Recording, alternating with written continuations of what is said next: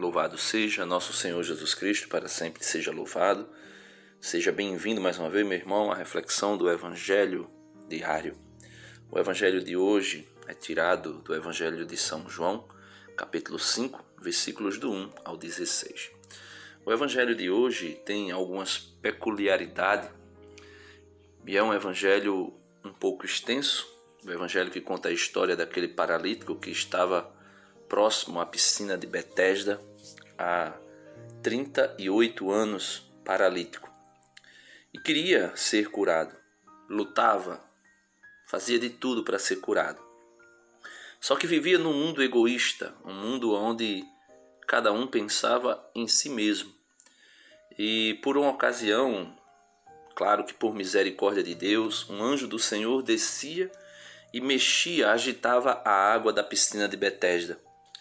E era dito que depois que a água era agitada, o primeiro enfermo que caísse dentro da piscina era curado de qualquer doença. E aquele homem queria muito ser curado, mas não conseguia chegar até lá. É o que nos mostra quando Jesus dialoga com esse homem. No versículo 6 do Evangelho de hoje, diz assim: Jesus viu o homem deitado e, sabendo que estava doente há tanto tempo, disse-lhe: Queres ficar curado? O doente respondeu: Senhor, não tenho ninguém que me leve à piscina quando a água é agitada. Quando estou chegando, outro entra na minha frente. Então Jesus disse ao homem: Levanta-te, pega a tua cama e anda. Meus amados irmãos, quando Jesus chega na história, a forma ordinária, ou seja, a maneira que a nossa cura poderia acontecer, vamos aqui fazer de conta que aquela piscina é os hospitais de hoje e que os médicos são os anjos que Deus possibilita diariamente para curar as pessoas. Mas tem situações que é impossível que nós alcancemos a cura e Jesus vem fazer a interferência por sua parte. Então Jesus disse àquele homem: levanta, toma tua cama e anda. E aquele homem foi curado imediatamente. E dali surgiu uma grande discussão, porque Jesus tinha feito isso no dia de sábado e os judeus, que eram conservador do repouso sabático, de guardar o repouso do sábado, começaram a implicar com aquele homem que foi curado. Veja que o legalismo e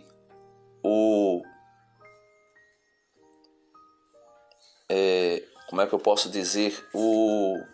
A religiosidade fanática leva as pessoas a fazerem. Eles viram aquele homem que há 38 anos era paralítico e tinha sido curado, e a cura daquele homem não o surpreendeu. Não surpreendeu os judeus, pelo contrário, eles ficaram escandalizados porque a cura tinha sido feita no sábado. Quando Jesus já disse inúmeras outras vezes que o homem não foi feito para o sábado, mas o sábado para o homem. Então significa dizer que a dignidade humana está acima de qualquer dia da semana. E mesmo no repouso sabático, o homem vem em primeiro lugar. Então aqueles homens discutiam, debatiam com o próprio homem que havia sido curado, porque ele tinha carregado a cama no dia de sábado, que não era permitido trabalhar. E perguntaram: quem te curou? E aquele homem dizia: eu não sei. Não sei quem me curou, né? Só que, meus irmãos, algo interessante é dito por Jesus no versículo 14 do Evangelho. É bem interessante, bem surpreendente, porque muitas vezes a gente não consegue ver Jesus falando esse tipo de coisa. A gente vê Jesus curando, sendo misericordioso, amoroso, mas a gente não vê Jesus advertindo, exortando a pessoa a evitar o pecado. Veja o que diz Jesus no versículo 14 do Evangelho de hoje. Mais tarde, Jesus encontrou o homem que tinha sido curado no templo e lhe disse: Eis que estás curado. Não voltes a pecar, para que não te aconteça coisa pior.